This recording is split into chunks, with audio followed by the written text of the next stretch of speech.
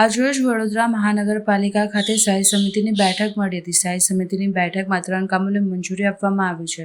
કામોમાં વડોદરા શહેર ward number 5માં આવેલા કચેરીનું નવીનીકરણ કરી તેમાં અર્બન હેલ્થ સેન્ટર બનાવવામાં આવે તેમજ ફાયર બ્રિગેડના જવાનોને ગરમ કપડાં ખરીદવાની રજૂઆત કરવામાં આવી હતી, જે કામને મંજૂરી આપવામાં આવી છે. આજે સ્થાયી સમિતિમાં ટોટલ 3 દરખાસ્ત ચડાવવામાં આવી હતી. 3 દરખાસ્ત મંજૂર કરવામાં આવી છે.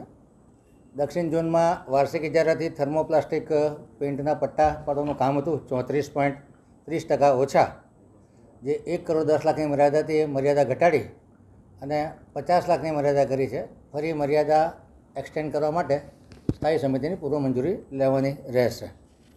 ઉત્તર ઝોનમાં સિયાબાગમાં વોર્ડ નંબર 5ની જૂની કચેરી હતી એની જગ્યાએ નવીન અર્બન હેલ્થ સેન્ટર બનાવવાનું કામ છે, જે 18% વધુ મુજબ 1,43,17,162 વત્તા GSTના ભાવપત્રને મંજૂરી આપવામાં આવી છે. સેન્ટ્રલ સ્ટોર દ્વારા જે અગ્નિ શાંતિ શાખાના કર્મચારીઓ છે 227 જેટલા કર્મચારીઓ માટે જે ગરમ કપડાં લેવાના દર 3 વર્ષે ગરમ કપડાં લેતા હોય છે, એ કામ 4.78% ઓછા 39,83,572 રૂપિયાના ભાવપત્રકને મંજૂરી આપવામાં